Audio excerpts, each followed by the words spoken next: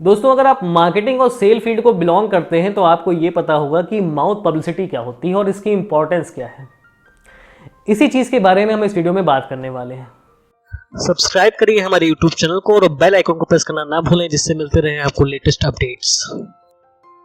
जब हम सेल्स की बात करते हैं तो बहुत बार माउथ पब्लिसिटी की बात होती है। माउथ पब्लिसिटी सेल्स का एक तरीका है, मार्केटिंग का एक तरीका है, जहां पर कस्टमर टू कस्टमर आपको सेल मिला करती है। एक एग्जांपल लेकर चलते हैं कि आपने एक डिजिटल मार्केटिंग कंपनी खोल ली। आप कस्टमर्स को डिजिटल मार्केटिंग की सर्विस अवेलेबल कराते हैं।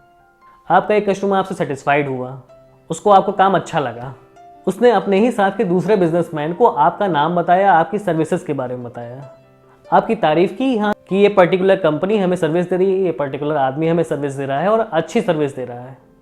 तो दूसरा कस्टमर जब डिजिटल मार्केटिंग की सर्विस परचेज करने जाएगा तो बहुत बड़ी पॉसिबिलिटी बनती है कि वो आपका ही नाम सोचे, आपसे ही सर्विस परचेज करे, और यही माउथ पब्लिसिटी है।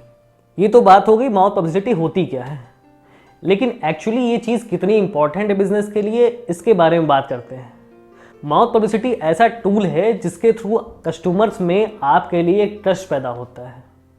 जब आपने सामने वाले कस्टमर को कोई चीज़ बेच दी और उसने दूसरे कस्टमर के लिए आपको रेफ़र किया, तो दूसरे कस्टमर के अंदर एक बहुत बड़ा ट्रस्ट फैक्टर आता है, बहुत बड़ा विश्वास आता है कि आप एक्चुअली काम अच्छा करते हैं।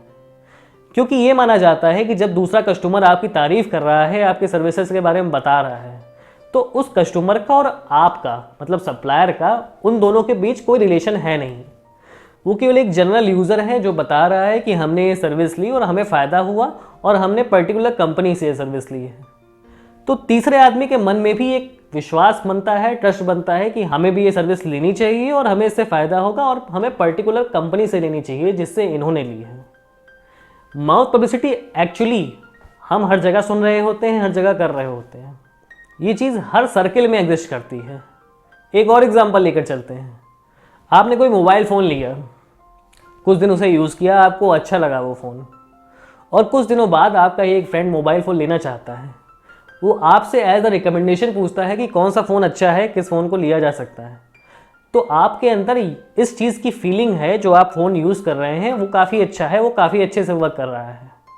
आप उसको भी यही फ़ोन रिकमेंड करें कि आप भी यही फ़ोन ले लो, ये फ़ोन अच्छा काम कर रहा है और मार्केट में अच्छे इसके फीडबैक्स हैं, अच्छे रिव्यूज़ हैं।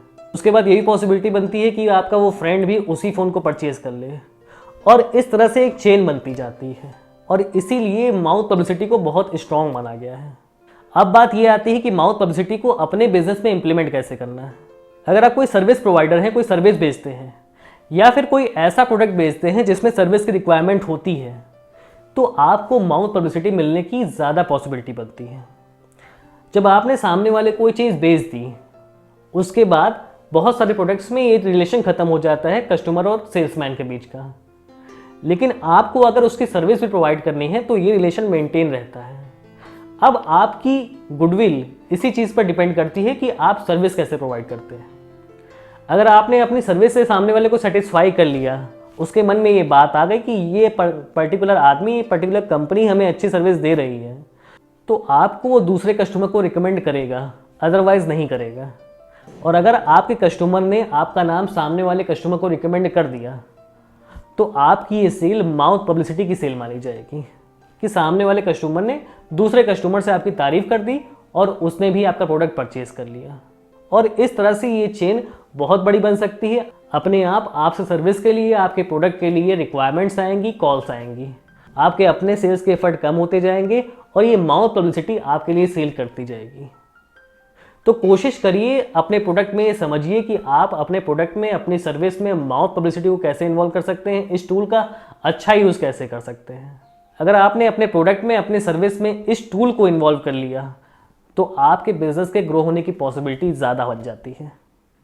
अगर मेरी बातें अच्छी लगी हों, वीडियो में कोई फ़ायदा नज़र आया हो, तो चैनल को सब्सक्राइब करिएगा, वीडियो को लाइक शेयर करिएगा।